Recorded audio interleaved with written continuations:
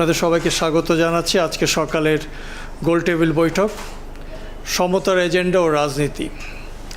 আজকে এই গোল টেবিল আয়োজিত হয়েছে ফেমিনিস্ট লিডারশিপ কমিটি এফএলসি সহ দেশের 13টি নারী অধিকার ভিত্তিক সংগঠনের জোট এবং দ্য বিজনেস স্ট্যান্ডার্ডের যৌথ উদ্যোগে এবং বাদাবন সংঘ। যে সমস্ত সংগঠন এখানে আমন্ত্রিত আছেন আমি তাদের নামগুলো বলছি। আছেন পারিবারিক আয় উন্নয়ন মহিলা সংস্থা ফিডা, সবুজের অভিযান ফাউন্ডেশন, কাটনারপাড়া নারী উন্নয়ন সংস্থা, breaking the silence, disable child foundation DCF, তারপরে আছেন নারী পক্ষ থেকে বোধহয় কেউ নেই এখনও, দলিত নারী উন্নয়ন সংস্থা, Badabon Sangho, Sangat Bangladesh, GIJN Bangladesh, women for women, Jago Nari Unnayan সংস্থা, বন্ধু সোশ্যাল ওয়েলফেয়ার সোসাইটি, নিজেরা করি এবং ব্লাস্ট থেকে উপস্থিত আছেন ওনার নামটা কোথাও মাপাড়া আলম, রাইট, সরি আমি মিস করেছি, আমি ক্ষমা চাইছি। প্রথমে আমি উদ্বোধনী বক্তব্য দেওয়ার জন্য এফএলসির সেক্রেটারি মিস মাহমুদা বেগমকে অনুরোধ করছি। আজকের আসলে আয়োজন এফএলসি থেকে, এফএলসি মিনিং হইল ফেমিনিস্ট লিডারশিপ কমিটি। আমরা আসলে কমিটি বলেছি, আমরা ছোট করে 13টা অর্গানাইজেশন, কিন্তু আমরা সবাই ফেমিনিস্ট লিডারশিপকে সমর্থন করি। এবং আপনারা সবাই জানেন আসলে ফেমিনিস্ট শব্দটা শুনলে সবার মনে হয় যে কেমন কেমন, আসলে কেমন কেমন কিছু না।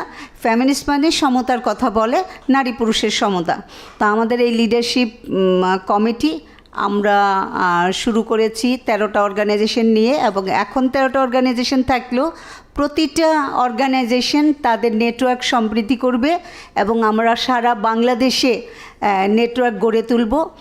এটাই আমাদের যেন ফেমিনিস্ট লিডারশিপটা ইয়তদের মধ্যে চলে যায় এবং নারীরা পুরুষরা সবাই যেন বোঝে যে নারী পুরুষের সমতা। এখানে আমাদের সহযোগিতা করছে সেভ দ্য চিলড্রেন, পাশাপাশি কিংডম অফ নেদারল্যান্ড। এখন আমি অনুরোধ করছি miss Roksana Sultana, executive director breaking the সাইলেন্সকে তার বক্তব্য দেওয়ার জন্য। আমি বলবো যে দেরিতে হলেও, মানে দেরি হয়ে গেলেও আমরা এফএলসির থেকে এমন একটা আয়োজন করতে পেরেছি, সেটা অবশ্যই আমাদের সবার জন্য অত্যন্ত মানে আনন্দের ব্যাপার। কিন্তু সবচেয়ে বড় কথা হলো যে যাদেরকে শোনাবো আমরা তাদের কেউ এখন নাই, আজকে আমাদের এই ইয়েটাতে নেই, থাকলে ভালো হতো, ওনারা শুনতেন আসলে আমরা কি বলতে চাই। যেই কথাগুলো আমরা বলতে চাই এর মধ্যে মাহমুদা আপা এবং লিপি আপা যেই কথাগুলি বলে গেছেন, এগুলা কিন্তু একেবারে যুগ যুগ ধরে নারী বলে আসছে এবং বলে নাই যে তা না, কিন্তু বললেও কোনো কাজ হয় না। এবং আমার এক্সপেরিয়েন্স অনুযায়ী আমি যদি বলি, অনেক ক্ষেত্রে নারীরাও নারীকে মূল্যায়ন করতে পারে না, নারী নিজেও নারীকে মূল্যায়ন করতে পারে না। মূল্যায়ন করতে পারে না এই জন্য যে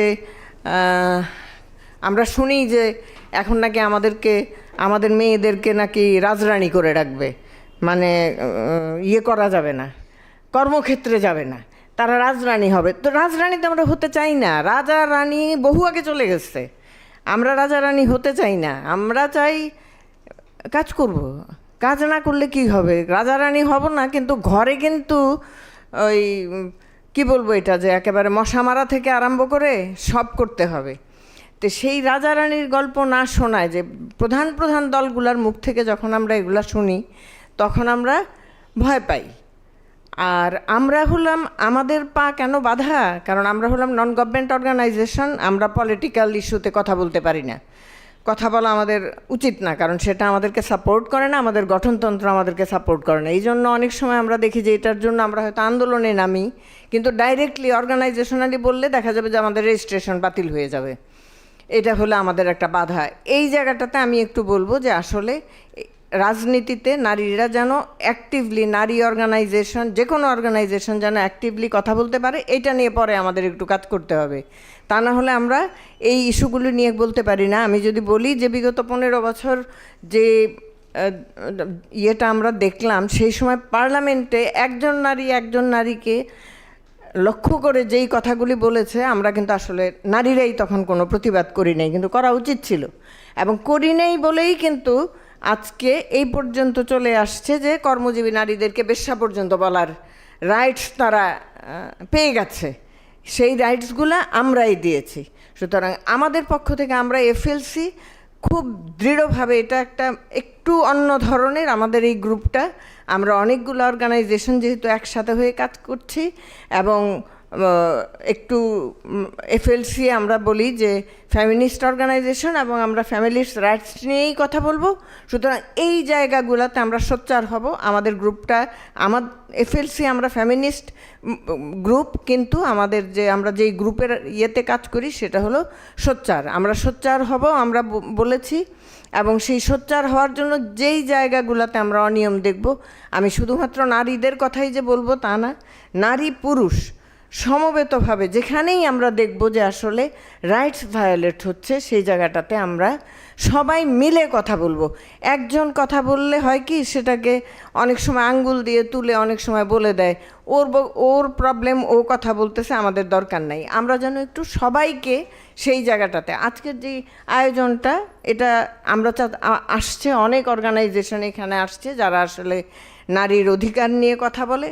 সুতরাং আমরা সব অর্গানে, কিন্তু এই ইলেকশনের এই আগে দিয়ে আমরা একটু সোচ্চার হই, তারপরে দেখা যায় যে আমরা ভুলে যাই, আমরা যার যার কাজ নিয়ে আমরা ব্যস্ততার মধ্যে পড়ে যাই, রাইটসগুলি আর প্রপারভাবে হয় না। তা না হলে সর্বোচ্চ আসনে বসে একটা ছোট্ট শিশুকে যেভাবে নির্যাতন করেছে, সেটার জন্য যে গভর্নমেন্ট ভেঙে পড়ে নাই, যে এগুলা খুব আশ্চর্যজনক ঘটনা। এই শিশুরাই কিন্তু ভবিষ্যতের নারী।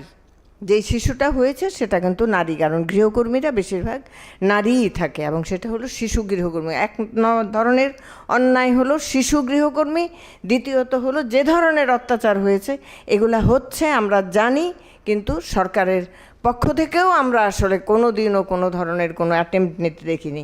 যেমন যেই বক্তব্যটা নিয়ে এখন আলোচনা হচ্ছে, হুট করে কালকে আমরা শুনলাম বঙ্গভবনের একজন এটা নাকি হ্যাক করেছেন।